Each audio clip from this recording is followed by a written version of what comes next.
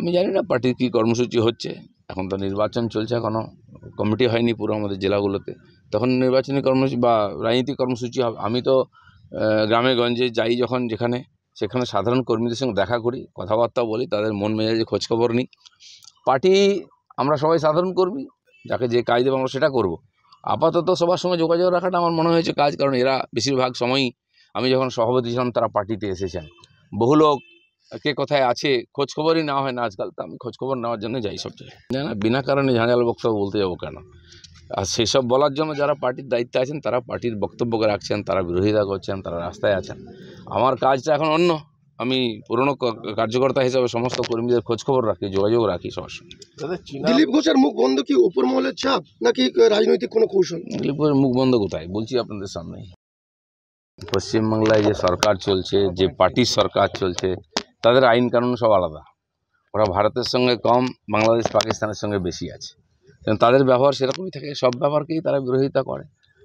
সংবিধানকে মানে না যারা, সুপ্রিম কোর্টকে মানে না, সংসদকে মানে না, তাদের কাছ থেকে আর বেশি কিছু আশা করা যায় না। সব কিছুকে বিকৃতি করা, সব কিছুকে আর নিজের মতো নাম দিয়ে দেওয়া, কেন্দ্রীয় প্রকল্প, এটা প্রথম থেকে আসে, এটাও তাই হচ্ছে।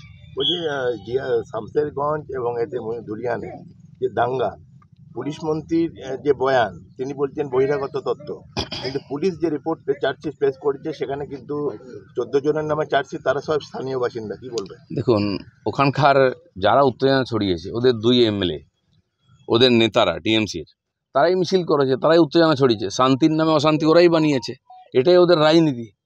একটা সম্প্রদায়কে খেপিয়ে আর ভড়কে ভোট নেওয়া, এটাই রাজনীতি ওদের, সেটাই করেছে, পরিষ্কার ছিল। আমরা বলি বিদেশি যদি থাকে, বাইরের লোক যদি থাকে, তাকে ধরছে না কেন পুলিশ? 1-2টোকে ধরতে পারতো, 2-4টা এফআইআর হতে পারো, কিছু না। অনেকে অনেক কিছু বলে দূর থেকে, কিন্তু সরকার কি করে এরকম বলতে পারে? দায়িত্বশীল সরকার, তাদের দায়িত্ব সত্যিকারের দোষীকে সামনে নিয়ে আসা।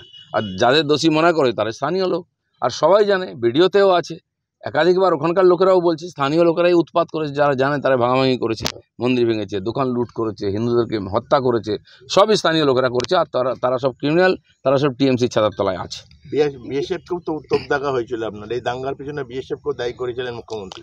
বিএসএফ ঢুকেছিল বলে, আমি তো ওখানে ফারাক্কাতেই বসেছিলাম সেদিন, আমার সামনেই হয়েছে সব। আমি রাত 9টা-10টার সময় ওখান থেকে পার হয়েছি, তখন আগুন জ্বলছিল। বিএসএফকে আমরা ফোনাফোনি করি, বিএসএফ আসে বলে মানুষগুলো বাঁচে, নাহলে আরও মৃত্যু হতো, আরও অনেক ক্ষয়ক্ষতি হতো।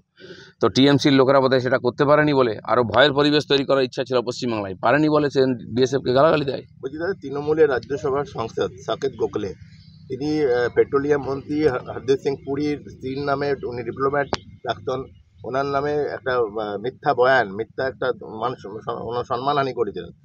দিল্লি হাইকোর্টে সেটা মামলা হয়, তাকে 50 লক্ষ টাকা সাকেত গোখলেকে ক্ষতিপূরণ করে দেয়, এবং তার রাজ্যসভার মাইনার একটা অংশ ওনার অ্যাকাউন্টে যাবে, ওনার স্ত্রীর অ্যাকাউন্টে, এবং প্রকাশ্যে ক্ষমা চাইতে বলে, এবং তিনি একটা ডেলি আপনার পেপারে। আপনি দেখুন টিএমসির কালচার কি, ওই ধরনের যত লোক আছে যারা রীতিনীতি মানে না, সংবিধান কোড মানে না, তারাই টিএমসির সঙ্গে যুক্ত হয়। ভারতবর্ষের বিভিন্ন জায়গায় টিএমসি গেছে, আর ওই ধরনের যেগুলো দেশ বিরোধী লোক, সংবিধান বিরোধী লোক, অসভ্য লোক, সেগুলোকে এক জায়গায় করে।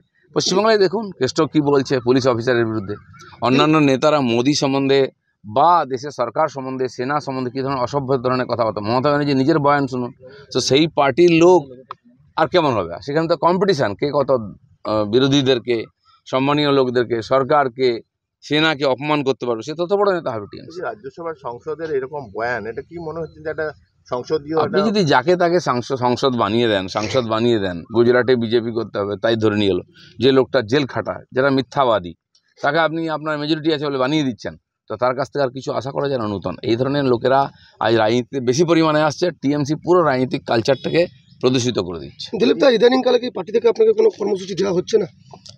আমি জানি না পার্টির কী কর্মসূচি হচ্ছে। এখন তো নির্বাচন চলছে, এখনও কমিটি হয়নি পুরো আমাদের জেলাগুলোতে। তখন নির্বাচনী কর্মসূচি বা রাজনীতিক কর্মসূচি হবে। আমি তো গ্রামে গঞ্জে যাই যখন যেখানে, সেখানে সাধারণ কর্মীদের সঙ্গে দেখা করি, কথাবার্তা বলি, তাদের মন মেজাজে খোঁজখবর নিই। পার্টি আমরা সবাই সাধারণ কর্মী, যাকে যে কাজ দেবো আমরা সেটা করব। আপাতত সবার সঙ্গে যোগাযোগ রাখাটা আমার মনে হয়েছে কাজ, কারণ এরা বেশিরভাগ সময়ই আমি যখন সভাপতি ছিলাম তারা পার্টিতে এসেছেন। বহু লোক কে কোথায় আছে খোঁজখবরই নেওয়া হয় না আজকাল, তো আমি খোঁজখবর নেওয়ার জন্য যাই সব জায়গায়। দিলীপ ঘোষকে আমরা যেভাবে দেখেছি একেবারে ঝাঁঝালো বক্তব্য, কিন্তু ইদানিংকালে দেখা যাচ্ছে সুর নরম দিলীপ ঘোষের, কেন? না, বিনা কারণে ঝাঁঝাল বক্তব্য বলতে যাবো কেন? আর সেসব বলার জন্য যারা পার্টির দায়িত্বে আছেন তারা পার্টির বক্তব্য রাখছেন, তারা বিরোধিতা করছেন, তারা রাস্তায় আছেন। আমার কাজটা এখন অন্য। আমি পুরনো কার্যকর্তা হিসাবে সমস্ত কর্মীদের খোঁজখবর রাখি, যোগাযোগ রাখি সবসময়। দাদা চীনা দিলীপ ঘোষের মুখ বন্ধ কি উপর মহলের চাপ নাকি রাজনৈতিক কোনো কৌশল? দিলীপের মুখ বন্ধ কোথায়, বলছি আপনাদের সামনেই। এই দাদা চীনা যে রেল ব্রিজ সারা বিশ্বে যে প্রশংসিত হচ্ছে, সেটা তৃণমূল বলা হচ্ছে যে মুখ্যমন্ত্রীর এটা উনি নাকি এই চীনা ব্রিজের রেলমন্ত্রী থাকাকালীন ওনারই প্রস্তাব, কি বলবেন? উনি তো মহাকাশযানও তৈরি করে দিয়েছিলেন যখন মমতা ব্যানার্জি মন্ত্রী ছিলেন। তিনি কি করেননি? রকেট মিসাইল ভারতবর্ষের সবই তৈরি করেছেন উনি। তো যারা বলে তারা যেরকম ননসেন্স, মুখ্যমন্ত্রীর কথাবার্তাও সেরকমই, যা ইচ্ছা বলে দেন না চিন্তা ভাবনা করে। কিছুই হয় না, লোকে একটু কমেডি পায়, হাসাহাসি করে, মজা পায়, এই পর্যন্ত আর কি। দাদা কেষ্টকে নিয়ে কি বলবেন? সেটা টিএমসি বলবো, আমি কেন বলতে যাবো? সারা দুনিয়ার লোক বলছে কেষ্টকে নিয়ে।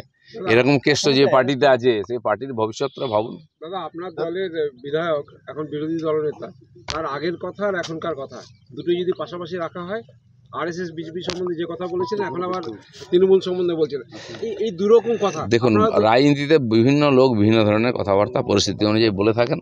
পশ্চিমবাংলার রাজনীতিকে এইভাবে দেখায় মমতা ব্যানার্জি তার পায়োনিয়ার, সকাল থেকে সন্ধ্যা কতবার উনি বয়ান পাল্টান।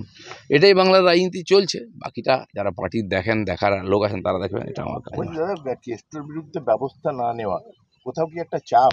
আরে যে পার্টিকে পুষে রেখেছে, খাওয়াচ্ছে লোকেদেরকে, তার বিরুদ্ধে কে ব্যবস্থা নেবে?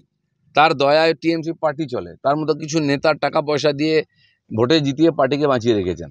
আপনারা যত বয়ানবাজি করুন, যতই নিউজ করুন, কেষ্টর বিরুদ্ধে ব্যবস্থা নেওয়ার মতো টিএমসির হিম্মত নেই। আর গরু পাচারের কোনো মূল তথ্য কি জানা? ওই জন্য কি মুখ তাকে সাহস পাচ্ছেন? অনেক কিছুই জানেন না, উনি সব করেছেন, সবাই জানে, সেই জন্য জেল খেটে এসছেন। তো সেই জন্য উনি যা ইচ্ছা করবেন, কারণ ওনারা যতদিন টিএমসিতে আছেন ততদিন টিএমসিটা বেঁচে আছে। নীতি, আদর্শ, কর্মপদ্ধতি কিছু নেই। কিছু ধান্দাবাজ নেতা, দুর্নীতিগ্রস্ত আর দুর্বৃত্ত আছে, তারা টিএমসিকে চালাচ্ছে। এই ধরনের ইনলিগাল সোর্স থেকে টাকা আসছে, তাতেই টিএমসি বেঁচে আছে। চলুন, ধন্যবাদ। আর না